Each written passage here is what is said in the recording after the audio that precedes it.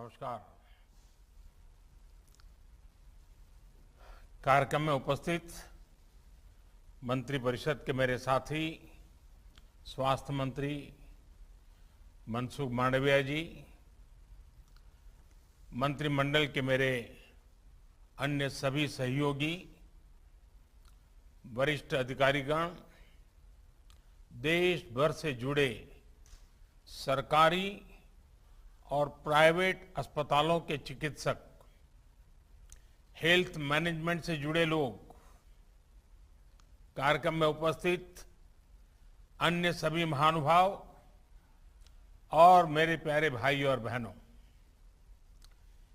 21वीं सदी में आगे बढ़ते हुए भारत के लिए आज का दिन बहुत महत्वपूर्ण है। बीते 7 वर्षों में देश की स्वास्थ्य सुविधाओं को मजबूत करने का जो अभियान चल रहा है, वो आज से एक नए चरण में प्रवेश कर रहा है और ये सामान्य चरण नहीं है, ये असामान्य चरण है।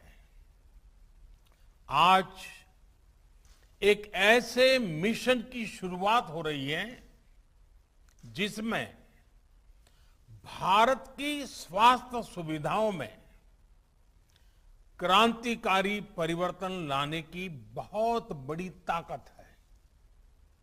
साथियों, 3 साल पहले पंडित दीनदयाल उपाध्याय जी की जन्म जयंती के अवसर पर पंडित जी को समर्पित आयुष्मान भारत योजना पूरे देश में लागू हुई थी।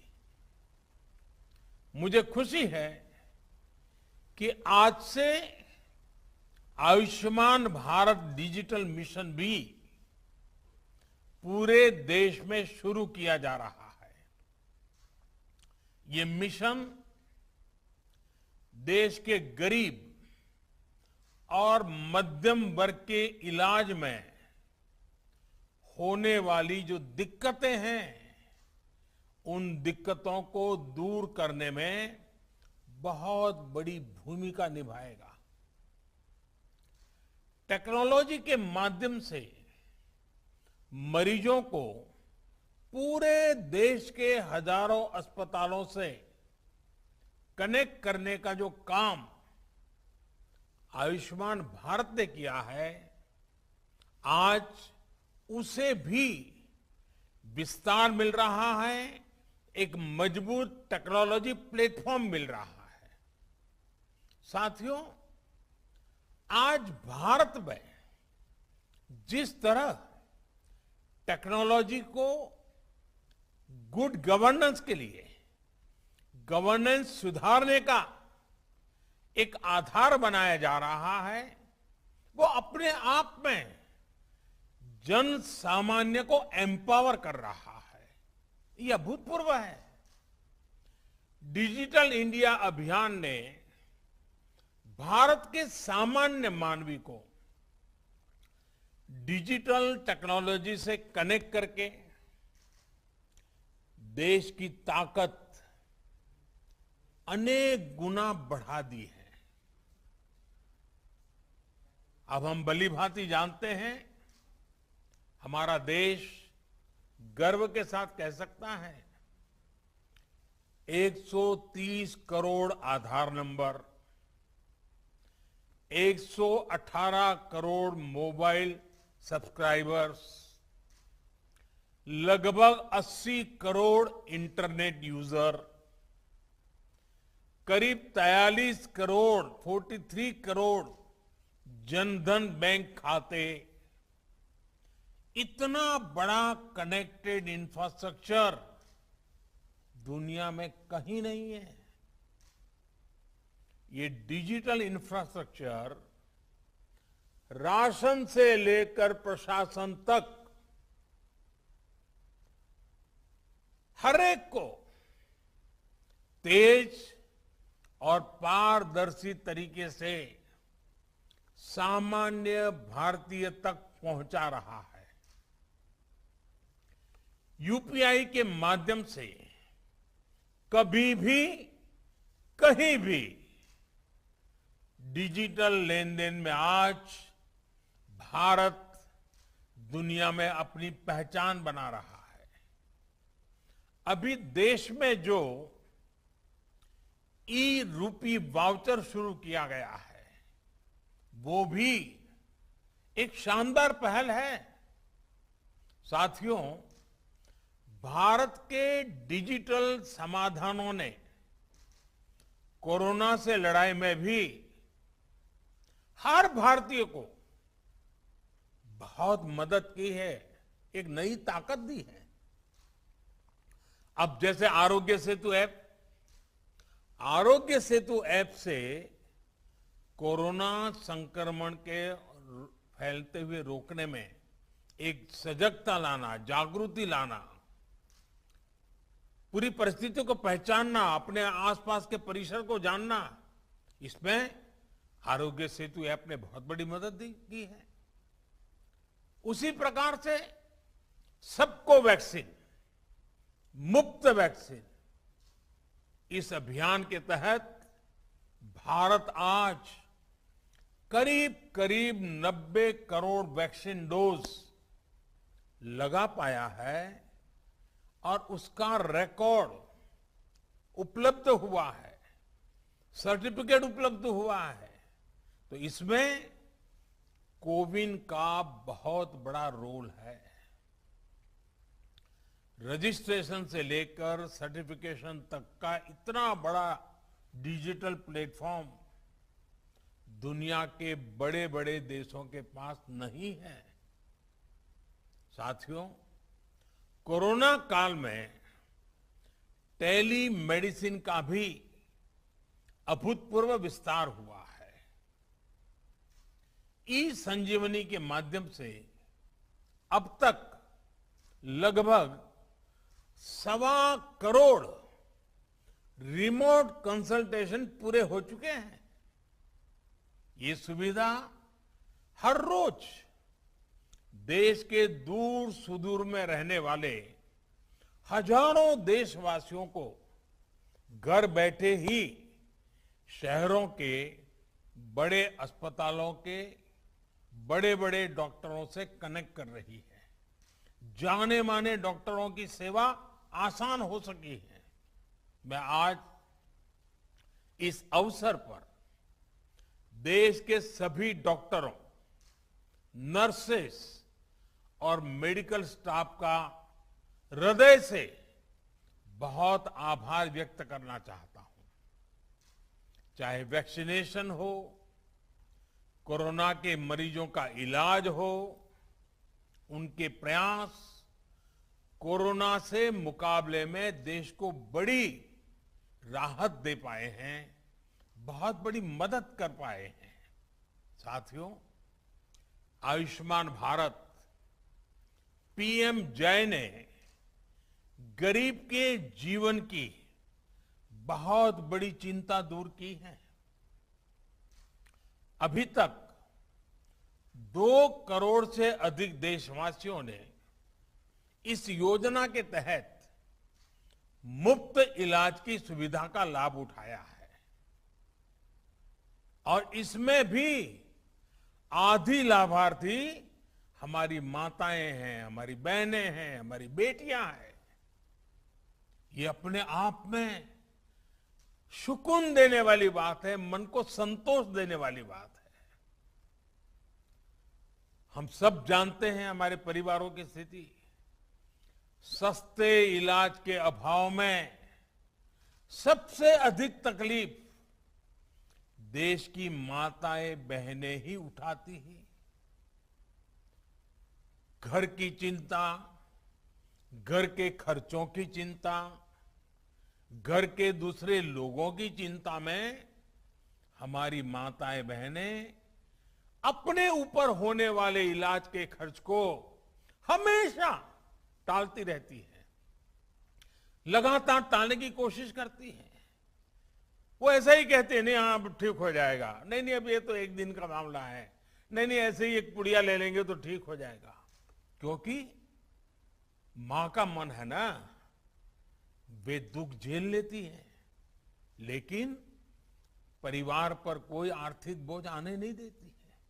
साथियों, जिन्होंने आयुष्मान भारत के तहत अभी तक इलाज का लाभ लिया है या फिर जो उपचार करा रहे हैं, उनमें से लाखों ऐसे साथी हैं जो इस योजना से पहले अस्पताल जाने की हिम्मत ही नहीं जुटा पाते थे, टालते रहते थे, वो दर्द सहते थे, जिंदगी की गाड़ी किसी तरह खींचते रहते थे, लेकिन पैसे की कमी की वजह से अस्पताल नहीं जा पाते थे। इस तकलीफ का एहसास ही हमें भीतर तक झकझोर देता है। मैं ऐसे परिवारों से मिला हूं इस कोरोना काल में, और उसके पहले ये आयुष्मान की जब जो लोग सेवाएं लेते थे, कुछ बुजुर्ग ये कहते थे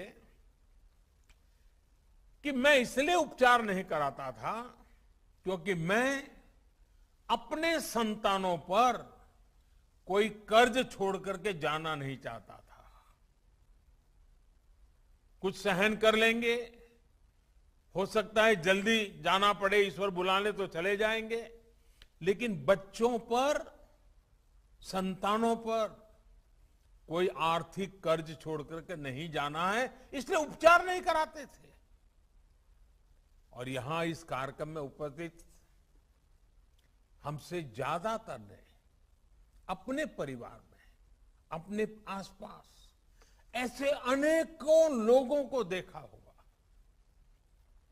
हमसे ज्यादातर लोग इसी तरह की चिंताओं से खुद भी गुजरे हैं। साथियों, अभी तो कोरोना काल है, लेकिन उससे पहले मैं देश में जब भी प्रवास करता था, राज्यों में जाता था, तो मेरा प्रयास रहता था कि आयुष्मान भारत के लाभार्थियों से मैं जरूर मिलूं। मैं उनसे मिलता था, उनसे बातें करता था, उनके दर्द, उनके अनुभव, उनके सुझाव मैं उनसे सीधा लेता था। ये बात वैसे मीडिया में या और सार्वजनिक रूप से ज्यादा चर्चा में नहीं आई, लेकिन मैंने इसको अपना नित्य क्रम बना दिया था। आयुष्मान भारत के सैकड़ों लाभार्थियों से मैं खुद रूबरू मिल चुका हूं, और मैं कैसे भूल सकता हूं उस बूढ़ी मां को जो बरसों तक दर्द सहने के बाद पथरी का ऑपरेशन करा पाई, वो नौजवान जो किडनी की बीमारी से परेशान था, किसी को पैर में तकलीफ, किसी को रीढ़ की हड्डी में तकलीफ, उनके चेहरे मैं कभी भूल नहीं पाता हूं। आज आयुष्मान भारत ऐसे सभी लोगों के लिए बहुत बड़ा संबल बनी है। थोड़ी देर पहले जो फिल्म यहां दिखाई गई, जो कॉफी टेबल बुक लॉन्च की गई, उसमें खास करके उन माताओं बहनों की चर्चा विस्तार से की गई है। बीते 3 सालों में जो हजारों करोड़ रुपए सरकार ने वहन किए हैं, उससे लाखों परिवार गरीबी के कुचक्र में फंसने से बचे हैं। कोई गरीब रहना नहीं चाहता है। कड़ी मेहनत करके गरीबी से बाहर निकलने के लिए हर कोई कोशिश करता है, अवसर तलाशता है। कभी तो लगता है कि हाँ बस अब कुछ ही समय में गरीबी से बाहर आ जाएगा, और अचानक परिवार में एक बीमारी आ जाए तो सारी मेहनत मिट्टी में मिल जाती है।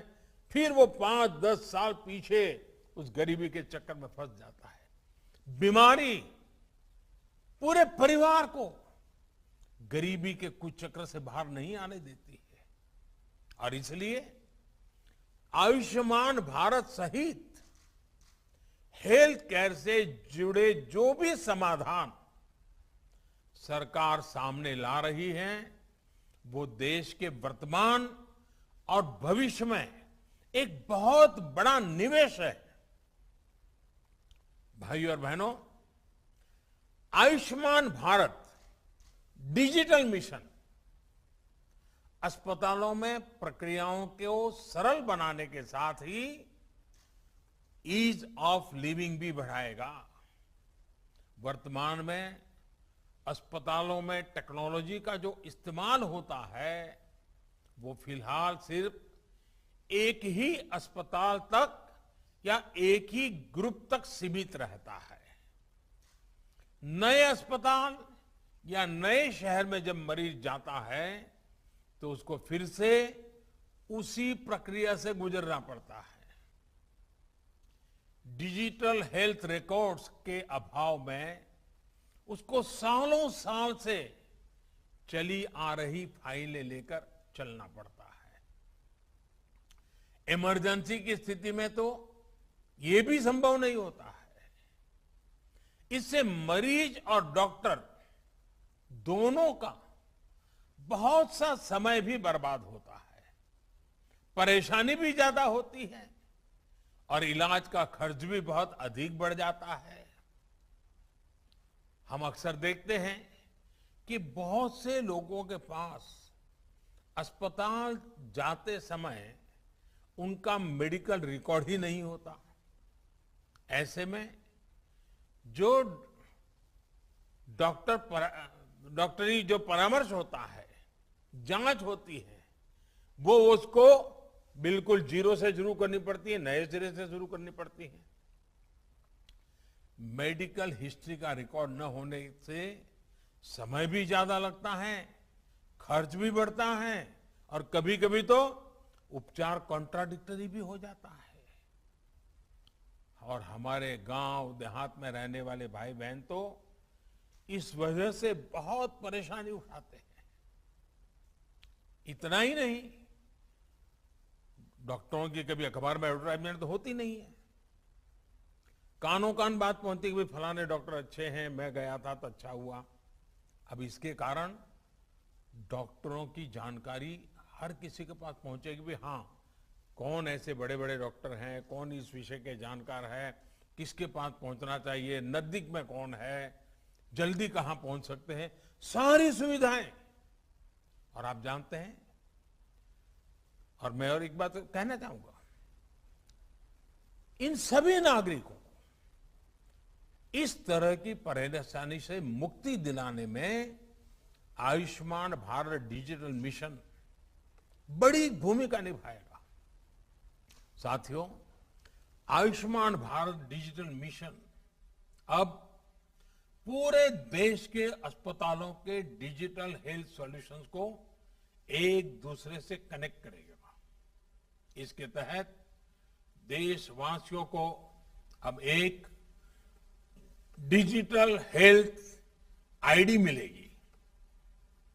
हर नागरिक का हेल्थ रिकॉर्ड डिजिटली सुरक्षित रहेगा। डिजिटल हेल्थ आईडी के माध्यम से मरीज खुद भी और डॉक्टर भी पुराने रिकॉर्ड को जरूरत पड़ने पर चेक कर सकता है। यही नहीं, इसमें डॉक्टर, नर्स, पैरामेडिक्स जैसे साथियों का भी रजिस्ट्रेशन होगा। देश के जो अस्पताल है, क्लिनिक है, लैब्स हैं, दवा की दुकानें हैं, ये सभी भी रजिस्टर होगी। यानी ये डिजिटल मिशन हेल्थ से जुड़े हर स्टेक होल्डर को एक साथ एक ही प्लेटफॉर्म पर लाएगा। साथियों, इस मिशन का सबसे बड़ा लाभ देश के गरीबों और मध्यम वर्ग को होगा। एक सुविधा तो यह होगी कि मरीज को देश में कहीं पर भी ऐसा डॉक्टर ढूंढने में आसानी होगी जो उसकी भाषा भी जानता है समझता है और उसकी बीमारी के उत्तम से उत्तम उपचार का वो अनुभवी है। इससे मरीजों को देश के किसी कोने में भी उपस्थित स्पेशलिस्ट डॉक्टर से संपर्क करने की सहूलियत बढ़ेगी। सिर्फ डॉक्टर ही नहीं, बल्कि बेहतर टेस्ट के लिए लैब्स और दवा दुकानों की भी पहचान आसानी से संभव हो पाएगी। साथियों, इस आधुनिक प्लेटफॉर्म से इलाज और हेल्थ केयर पॉलिसी मेकिंग में से जुड़ा पूरा इकोसिस्टम और अधिक प्रभावी होने वाला है। डॉक्टर और अस्पताल इस प्लेटफॉर्म का उपयोग अपनी सर्विस को रिमोट हेल्थ सर्विस प्रोवाइड करने में कर पाएंगे। प्रभावी और विश्वस्त डेटा के साथ इससे इलाज भी बेहतर होगा और मरीजों को बचत भी होगी। भाई और बहनों, देश में स्वास्थ्य सेवाओं को सहज और सुलभ बनाने का जो अभियान आज पूरे देश में शुरू हुआ है, ये 6-7 साल से चल रही सतत प्रक्रिया का एक हिस्सा है। बीते वर्षों में भारत ने देश में आरोग्य से जुड़ी दशकों की सोच और अप्रोच में बदलाव किया है। अब भारत में एक ऐसे हेल्थ मॉडल पर काम जारी है जो होलिस्टिक हो, समावेशी हो। एक ऐसा मॉडल जिसमें बीमारियों से बचाव पर बल हो, यानी प्रिवेंटिव हेल्थ केयर, बीमारी की स्थिति में इलाज सुलभ हो, सस्ता हो और सबकी पहुंच में हो। योग और आयुर्वेद जैसी आयुष की हमारी पारंपरिक चिकित्सा पद्धति पर बल हो। ऐसे सभी प्रोग्राम गरीब और मध्यम वर्ग को बीमारी के कुचक्र से बचाने के लिए शुरू किए गए। देश में हेल्थ इंफ्रा के विकास और बेहतर इलाज की सुविधाएं देश के कोने कोने तक पहुंचाने के लिए नई स्वास्थ्य नीति, हेल्थ पॉलिसी, स्वास्थ्य नीति बनाई गई। आज देश में एम्स जैसे बहुत बड़े और आधुनिक स्वास्थ्य संस्थानों का नेटवर्क भी तैयार किया जा रहा है। हर 3 लोकसभा क्षेत्र के बीच एक मेडिकल कॉलेज का निर्माण भी प्रगति पर है। साथियों, भारत में स्वास्थ्य सुविधाओं को बेहतर बनाने के लिए बहुत जरूरी है कि गांवों में जो चिकित्सा सुविधाएं मिलती हैं, उनमें सुधार हो। आज देश में गांव और घर के निकट ही प्राइमरी हेल्थ केयर से जुड़े नेटवर्क को हेल्थ एंड वेलनेस सेंटर में उससे सशक्त किया जा रहा है। अभी तक ऐसे लगभग 80,000 सेंटर्स चालू हो चुके हैं। ये सेंटर्स रूटीन चेकअप और टीकाकरण से लेकर गंभीर बीमारियों की शुरुआती जांच और अनेक प्रकार के टेस्ट की सुविधाओं से लैस हैं। कोशिश ये है कि इन सेंटर्स के माध्यम से जागरूकता बढ़े और समय रहते गंभीर बीमारियों का पता चल सके। साथियों, कोरोना वैश्विक महामारी के इस दौर में मेडिकल इंफ्रास्ट्रक्चर के निर्माण को निरंतर गति दी जा रही है। देश के जिला अस्पतालों में क्रिटिकल केयर ब्लॉक्स का इंफ्रास्ट्रक्चर तैयार किया जा रहा है। बच्चों के इलाज के लिए जिला और ब्लॉक के अस्पतालों में विशेष सुविधाएं बन रही है। जिला स्तर के अस्पतालों में अपने ऑक्सीजन प्लांट्स भी स्थापित किए जा रहे हैं। साथियों, भारत के हेल्थ सेक्टर को ट्रांसफॉर्म करने के लिए मेडिकल एजुकेशन में भी अभूतपूर्व रिफॉर्म्स हो रहे हैं। 7-8 साल में पहले की तुलना में आज अधिक डॉक्टर्स और पैरामेडिकल मैन पावर देश में तैयार हो रही है। सिर्फ मैन पावर ही नहीं, बल्कि हेल्थ से जुड़ी आधुनिक टेक्नोलॉजी, बायोटेक्नोलॉजी से जुड़ी रिसर्च, दवाओं और उपकरणों में आत्मनिर्भरता को लेकर भी देश में मिशन मोड पर काम चल रहा है। कोरोना की वैक्सीन के डेवलपमेंट और मैन्युफैक्चरिंग में भारत ने जिस तरह अपना सामर्थ्य दिखाया है, वो हमें गर्व से भर देता है। स्वास्थ्य उपकरणों और दवाओं के कच्चे माल के लिए पीएलआई स्कीम से भी इस क्षेत्र में आत्मनिर्भर भारत अभियान को बहुत ताकत मिल रही है। साथियों, बेहतर मेडिकल सिस्टम के साथ ही ये भी जरूरी है कि गरीब और मध्यम वर्ग का दवाओं पर कम से कम खर्च हो।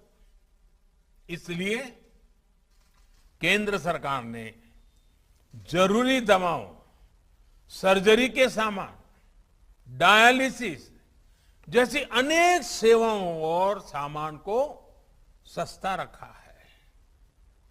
भारत में ही बनने वाली दुनिया की श्रेष्ठ जेनरिक दवाओं को इलाज में ज्यादा से ज्यादा उपयोग में लाने के लिए प्रोत्साहन दिया गया है। 8,000 से ज्यादा जन औषधि केंद्रों ने तो गरीब और मध्यम वर्ग को बहुत बड़ी राहत दी है। और मैं जन औषधि केंद्र से जो दवाइयां लेते हैं, ऐसे मरीजों से भी पिछले दिनों मुझे कई बार बात करने का मौका मिला और मैंने देखा है कुछ परिवार ऐसे उनको डेली कुछ दवाइयां लेनी पड़ती हैं, कुछ उम्र में कुछ बीमारियों के कारण। इस जन औषधि केंद्र के कारण ऐसे मध्यम वर्गीय परिवार के 1,000, 1,500, 2,000 रुपया हर महीना बच रहा है। साथियों, एक संयोग ये भी है कि आज का ये कार्यक्रम वर्ल्ड टूरिज्म डे पर आयोजित हो रहा है।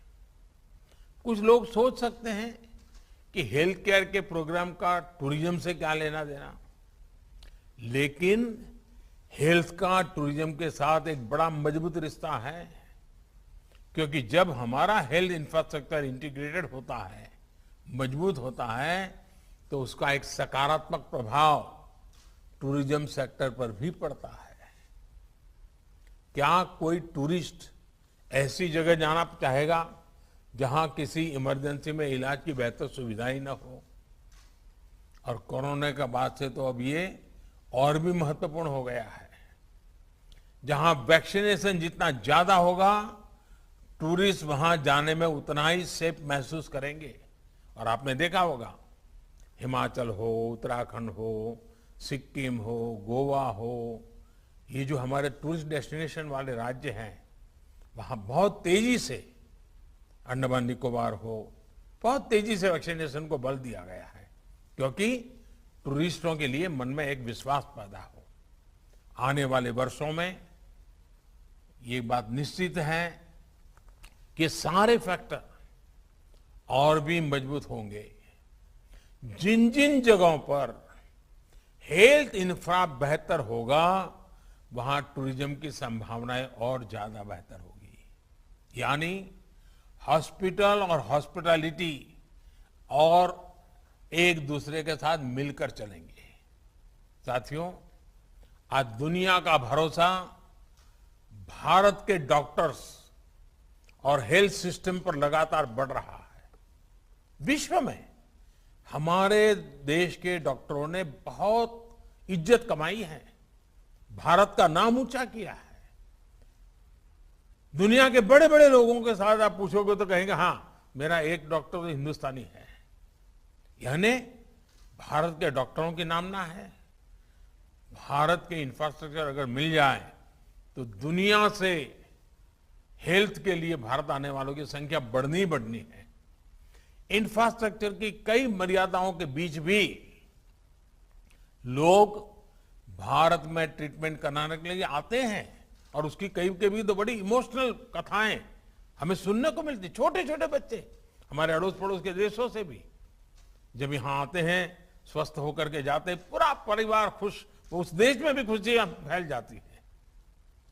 साथियों, हमारे vaccination program, CoWIN technology platform और फार्मा सेक्टर ने हेल्थ सेक्टर में भारत की प्रतिष्ठा को और बढ़ाया है।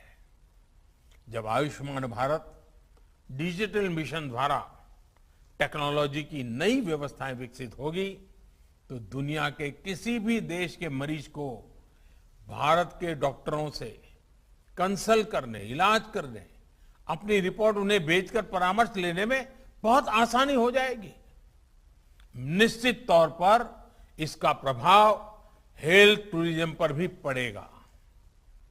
साथियों, स्वस्थ भारत का मार्ग आजादी के अमृत काल में भारत के बड़े संकल्पों को सिद्ध करने में, बड़े सपनों को साकार करने के लिए बहुत जरूरी है। इसके लिए हमें मिलकर अपने प्रयास जारी रखने होंगे। मुझे विश्वास है चिकित्सा क्षेत्र से जुड़े सभी व्यक्ति, हमारे डॉक्टर्स, पैरामेडिक्स, चिकित्सा संस्थान इस नई व्यवस्था को तेजी से आत्मसात करेंगे। एक बार फिर आयुष्मान भारत डिजिटल मिशन के लिए मैं देश को बहुत बहुत शुभकामनाएं देता हूं। बहुत बहुत धन्यवाद।